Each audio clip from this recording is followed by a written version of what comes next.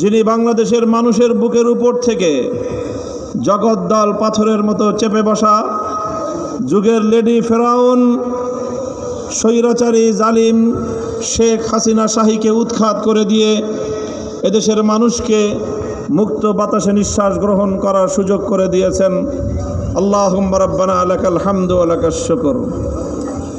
এরপরে আমি গভীর শ্রদ্ধা ভরে স্মরণ করছি ওই সকল বীর শহীদানদেরকে যাদের শাহাদাতের রক্তের সিঁড়ি বেয়ে 5ই আগস্ট 2024 সালে বাংলাদেশ দ্বিতীয়বারের মতো স্বাধীনতা অর্জন করেছে।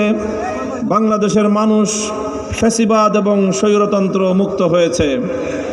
2009 সালের পিলখানা ট্র্যাজেডিতে শাহাদাত বরণকারী 57 জন দেশপ্রেমিক সেনা কর্মকর্তা, 2013 সালের শাপলা চত্বরে নবী প্রেমিক তৌহিদি জনতা যাদেরকে রাতের অন্ধকারে বুলেটের আঘাতে বুকগুলো ঝাঁঝরা করে নির্মমভাবে হত্যা করা হয়েছে। 2014-15 সালে বিরোধী দলীয় নেতা কর্মী আল্লামা সাঈদীকে মিথ্যা ফাঁসির রায় দেওয়ার প্রেক্ষিতে ফুঁসে ওঠা গোটা বাংলাদেশের কোরআন প্রেমিক তৌহিদি জনতা শতাধিক যাদেরকে পাখির মতো গুলি করে হত্যা করা হয়েছে। 2021 সালের মোদি বিরোধী শান্তিপ্রিয় হেফাজতে ইসলামের আন্দোলনে স্বৈরাচারী জালিমের বুলেটের আঘাত কেড়ে নিয়েছে 21 জন তাজা প্রাণ।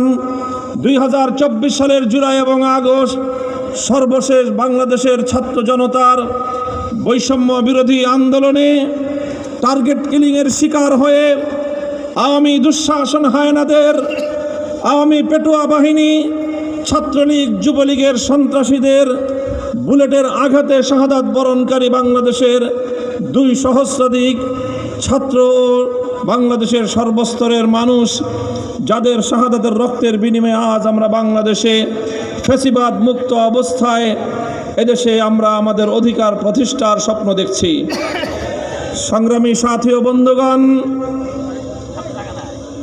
আমরা যে রক্তের বিনিময়ে, যেই শাহাদাতের বিনিময়ে বাংলাদেশ অর্জন করেছি, আজকে একটি ফ্যাসিবাদ মুক্ত বাংলাদেশ